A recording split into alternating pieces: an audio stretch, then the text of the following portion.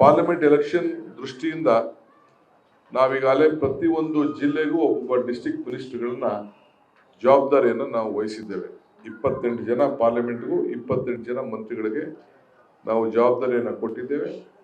ಅದೇ ರೀತಿ ಅವ್ರ ಕೈ ಕೆಳಗಡೆ 28 ಜನ ಉಪಾಧ್ಯಕ್ಷರು ಮತ್ತು ಪ್ರಧಾನ ಕಾರ್ಯದರ್ಶಿಗಳು ಮತ್ತು MLCಗಳು ಅವ್ರನ್ನು ಕೂಡ ನಾವು ಉಸ್ತುವಾರಿಯಾಗಿ ಅವರ ಕೆಳಗಡೆ ಆ ಜಿಲ್ಲಾ ಮಟ್ಟದಲ್ಲಿ ಕಾರ್ಯಕ್ರಮವನ್ನು ರೂಪಿಸಲಿಕ್ಕೆ ಅವ್ರಿಗೆ ಅಸಿಸ್ಟೆಂಟ್ ಆಗಿ ಕೊಟ್ಟು ಅವ್ರ ಕೈಲಿ, ಏಕೆಂದರೆ ಮಂತ್ರಿಗಳ ಬೇರೆ ಕೆಲಸ ಇದ್ರೂ ಕೂಡ ಎಲ್ಲ ಕೆಲಸ ಬಿಟ್ಬಿಟ್ಟು ಇವತ್ತು ಈ ಪಕ್ಷದ ಕೆಲಸ ಕೂಡ ಅವರು ಮುಂದೆ ಜವಾಬ್ದಾರಿ ತೆಗೆದುಕೊಂಡು ಮಾಡಬೇಕು ಅನ್ನೋ ದೃಷ್ಟಿಯಿಂದ ಅವ್ರಿಗೆ ಅಸಿಸ್ಟ್ ಮಾಡಲಿಕ್ಕೆ ನಾವು ವಹಿಸ್ತಾ ಇದ್ದೇವೆ. ಇದಲ್ಲದೆ ಎಲ್ಲ ಬ್ಲಾಕ್ ಮಟ್ಟದಲ್ಲೂ ಕೂಡ, ಒಂದು ಅಸೆಂಬ್ಲಿ ಮಟ್ಟದಲ್ಲೂ ಕೂಡ ಒಬ್ಬೊಬ್ಬರಿಗೆ ಈ ಎಲೆಕ್ಷನ್ನ ಜವಾಬ್ದಾರಿಯನ್ನು ಕೊಟ್ಟು ಅಲ್ಲಿ ಯಾವ ರೀತಿ ಬೂತ್ ಲೆವೆಲ್ ಏಜೆಂಟ್ಗಳನ್ನ ಮಾಡಬೇಕು, ಈ ವೋಟರ್ ಲಿಸ್ಟಲ್ಲಿ ಏನು ಕೆಲವು ನ್ಯೂನತೆಗಳಿದೆ ಅದನ್ನೆಲ್ಲ ಸರಿ ಮಾಡಿಸುವಂಥದ್ದು, BLAಗಳನ್ನ ಅಪಾಯಿಂಟ್ಮೆಂಟ್ ಮಾಡೋದು, BLOಗಳಿಗೆ ಅಪಾಯಿಂಟ್ಮೆಂಟ್ ಮಾಡಲಿಕ್ಕೆ ಸೂಚಿಸುವಂಥದ್ದು, ಇವೆಲ್ಲ ಕೂಡ ಮಾಡಬೇಕಾಗುತ್ತದೆ. ಇದಲ್ಲದೆ ಪ್ರತಿಯೊಂದು ಅಸೆಂಬ್ಲಿಯಲ್ಲೂ ಕೂಡ ಏನು ನಮ್ಮ ಪಕ್ಷದ ಅನೇಕ ಸಂಘಟನೆಗಳಿದೆ,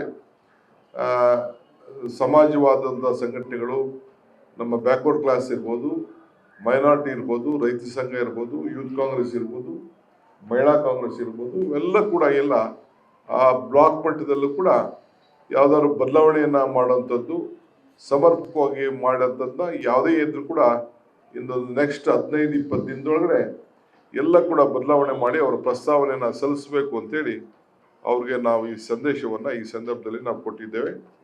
ಇದಲ್ಲದೆ ಪ್ರತಿಯೊಂದು ಬೂತ್ ಅಸೆಂಬ್ಲಿ ಲೆವೆಲಲ್ಲೂ ಕೂಡ ಒಂದು ಕನ್ವೆನ್ಷನ್ ಅನ್ನ, ಈ ಒಂದು ಏನು ನಮ್ಮ ಗ್ಯಾರಂಟಿ ನಾವು ಪಡ್ಕೊಂಡಿದ್ದಾರೆ ಸಾಮಾನ್ಯ ಜನರ ಪ್ರತಿಯೊಬ್ಬರು ಕನ್ವೆನ್ಷನ್ ಕೂಡ ಅಸೆಂಬ್ಲಿ ಲೆವೆಲ್ ಒಂದು ಮತ್ತು ಜಿಲ್ಲಾ ಮಟ್ಟದ ಕನ್ವೆನ್ಷನ್ ಮಾಡಬೇಕು ಅಂತ ತೀರ್ಮಾನ ಮಾಡಿದ್ದೇವೆ. ಅದು ನೆಕ್ಸ್ಟ್ ಮಂತ್ 15ನೇ ತಾರೀಕು ಒಳಗಡೆ ಈ ರಾಜ್ಯದ ಎಲ್ಲ ಕಡೆ ಈ ಕನ್ವೆನ್ಷನ್ಗಳನ್ನ, ಏಕೆಂದ್ರೆ 12ನೇ ತಾರೀಕು ಬಜೆಟ್ ಪ್ರಾರಂಭ ಆಗ್ತದೆ, 12ನೇ ತಾರೀಕು ಅಸೆಂಬ್ಲಿ ಪ್ರಾರಂಭ ಆಗ್ತದೆ, ಅಷ್ಟೊಳಗಡೆ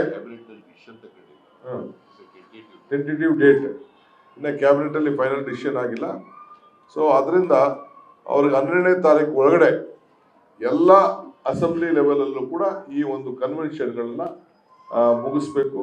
ಡಿಸ್ಟ್ರಿಕ್ಟ್ ಮಿನಿಸ್ಟರ್ಸು ಕಂಪಲ್ಸರಿ ಆ ಅಸೆಂಬ್ಲಿ ಲೆವೆಲ್ ಕನ್ವೆನ್ಷನ್ಗಳಲ್ಲಿ ಜವಾಬ್ದಾರಿ ತೆಗೆದುಕೊಂಡು ಪಾಲ್ಗೊಳ್ಬೇಕು ಅಂತೇಳಿ ಅವ್ರಿಗೆ ನಾವು ಸೂಚನೆಯನ್ನು ನಾವು ಕೊಟ್ಟಿದ್ದೇವೆ.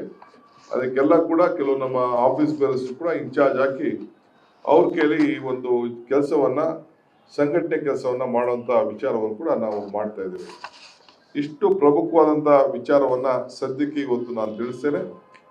ಬೇರೆ ಮನೆಗೆ ಕಾಂಗ್ರೆಸ್ ಕಾರ್ಯಕ್ರಮ ಕೂಡ ಒಂದು ರೂಪಿಸ್ತಾ ಇದ್ದೇವೆ. ನಾನು ಮತ್ತೊಂದು ಪ್ರೆಸ್ ಕಾನ್ಫರೆನ್ಸ್ನಲ್ಲಿ ಇವತ್ತು ಸಭೆ ಆದಮೇಲೆ ನಾನು ಇವತ್ತು ಇಲ್ಲ ಇನ್ನೊಂದು ದಿನ ನಾನು ನಿಮಗೆ ನಾನು ತಿಳಿಸ್ತೇನೆ. ಯಾಕೆಂದರೆ ಕೆಲವು ಪ್ರಮುಖವಾದಂಥ ಅನೌನ್ಸ್ಮೆಂಟನ್ನು ಮುಖ್ಯಮಂತ್ರಿ ಮಾಡೋರಿದ್ದಾರೆ ನಮ್ಮ ಕಾರ್ಯಕರ್ತರಿಗೆ ಶಕ್ತಿ ಕೊಡಲಿಕ್ಕೆ.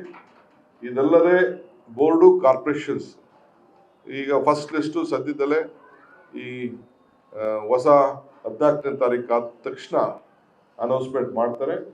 ಅದನ್ನು ನಿಗದಿ 2 ವರ್ಷ ನಿಗದಿ ಅಂತ ಹೇಳಿದ್ದೇವೆ.